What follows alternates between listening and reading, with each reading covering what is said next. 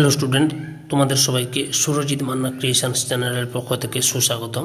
আশা করি তোমরা সকলে ভালো আছো। আমি তোমাদের জন্য এই ভিডিওতে দ্বাদশ শ্রেণী তথা ক্লাস 12-এর পরিবেশবিদ্যা তথা এনভায়রনমেন্টাল স্টাডিজের প্রথম অধ্যায় জীব বৈচিত্র্য থেকে একটি বড় প্রশ্ন অর্থাৎ লং কোশ্চেনের সম্পূর্ণ আলোচনা করছি। প্রশ্নটি হচ্ছে, জীব বৈচিত্র্য সংরক্ষণের উপায়গুলি সম্পর্কে আলোচনা করো। তার আগে তোমাদের কাছে অনুরোধ, তোমরা ভিডিওটি পুরোটা দেখো এবং ভিডিওটিতে লাইক দাও। ভিডিওটি কেমন লাগলো কমেন্ট করে জানিও এবং ভিডিওটি শেয়ার করো। আলোচনা শুরু করছি। তাহলে প্রশ্নটি হচ্ছে, জীব বৈচিত্র্য সংরক্ষণের উপায়গুলি সম্পর্কে আলোচনা করো।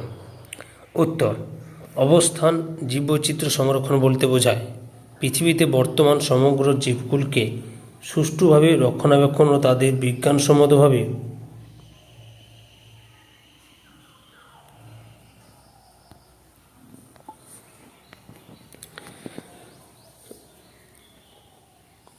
ব্যবহার করে সুস্থায়ী উন্নয়নের প্রতি লক্ষ্য রেখে যথাযথ সংরক্ষণ করা। জীববৈচিত্র্য সংরক্ষণের বিভিন্ন উপায়গুলি নিম্নলিখিত। প্রথমে রয়েছে ইনসিটু সংরক্ষণ। প্রাকৃতিক পরিবেশে কোনো জীব প্রজাতি যে অবস্থায় আছে তাকে তার নিজস্ব আবাসস্থলে রেখেই সংরক্ষণ করার পদ্ধতিকে ইনসিটু সংরক্ষণ বলা হয়। ইনসিটু সংরক্ষণের কৌশলসমূহ: 1 নম্বরে অভয়ারণ্য বা স্যাংচুয়ারি। রাজ্য সরকারের অধীনে যে অরণ্যে বন্যপ্রাণী নির্ভয়ে স্বাধীনভাবে বিচরণ করে, খাদ্য গ্রহণ করে প্রজননে লিপ্ত হয়, সেই সব অরণ্যকে অভয়ারণ্য বলে। উদাহরণ: পশ্চিমবঙ্গের জলদাপাড়া অভয়ারণ্য। 2 নম্বর জাতীয় উদ্যান বা ন্যাশনাল পার্ক। কেন্দ্রীয় সরকারের অধীন যে সকল বৃহৎ বনাঞ্চলে বন্যপ্রাণী নিধন, মাছ ধরা, বৃক্ষছেদন ইত্যাদি কাজ নিষিদ্ধ বলে পরিগণিত হয়, সেই সকল বনাঞ্চলকে জাতীয় উদ্যান বলে। উদাহরণ: উত্তরপ্রদেশের করবেট ন্যাশনাল পার্ক। 3 নম্বরে হচ্ছে সংরক্ষিত বনাঞ্চল বা রিজার্ভ ফরেস্ট। রাজ্য সরকারের নিয়ন্ত্রণাধীন যে বনভূমিতে সাধারণ মানুষের প্রবেশ নিষিদ্ধ, তবে গবেষণার কাজে অনুমতি সাপেক্ষে সেখানে প্রবেশ করা যায়, তাকে সংরক্ষিত বনাঞ্চল বলে। উদাহরণ: গুজরাটের গির ফরেস্ট। 4 নম্বর পয়েন্ট, বায়োস্ফিয়ার রিজার্ভ।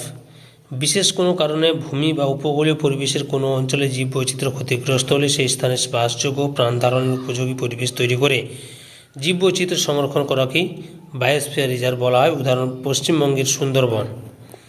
5 নম্বর প্রশ্ন, প্রোটেক্টেড অঞ্চল বা প্রোটেক্টেড এরিয়া। রাজ্য সরকারের নির্দিষ্ট আইন দ্বারা বনভূমির কোনো নির্দিষ্ট এলাকা অথবা বনভূমি নয় এমন এলাকায় উপস্থিত কোনো বিপন্ন প্রজাতির সংরক্ষণের জন্য সর্বদা পাহারার ব্যবস্থা থাকে, তাকে প্রোটেক্টেড অঞ্চল বলে। উদাহরণ: পশ্চিমবঙ্গের সজনেখালি প্রোটেক্টেড অঞ্চল।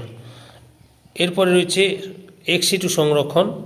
কোনো জীব প্রজাতিকে তার নিজস্ব প্রাকৃতিক পরিবেশের বাইরে সংরক্ষণ করার পদ্ধতিকে এক্সিটু সংরক্ষণ বলে। এক্সিটু সংরক্ষণের কৌশলসমূহ: 1 নম্বরে বোটানিক্যাল গার্ডেন।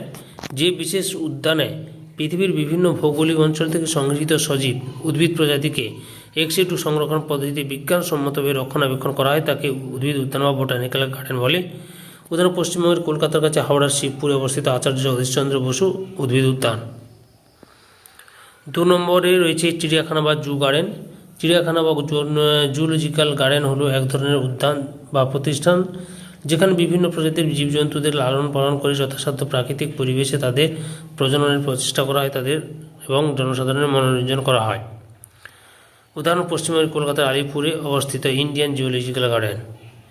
3 নম্বরে রয়েছে জার্ম প্লাজম সংরক্ষণ বা জার্ম প্লাজম কনজারভেশন।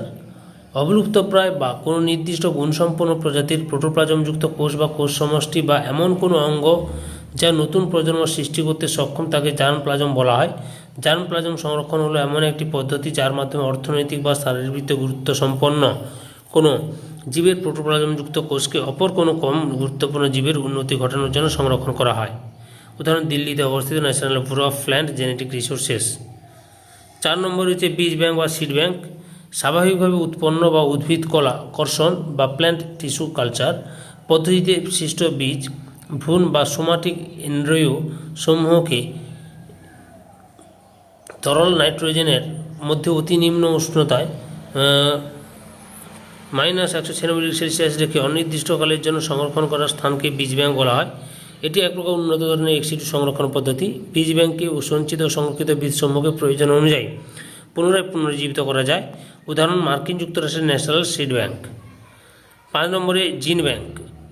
জিন ব্যাংক হলো এক প্রকার উন্নত সংরক্ষণ প্রতিষ্ঠান যেখানে সুপ্রজননবিদ্যার এবং আণবিক কোষবিদ্যার বিভিন্ন হাতিয়ারকে ব্যবহার করে উন্নত উদ্ভিদের জেনেটিক বস্তুকে সংরক্ষণ করা হয়।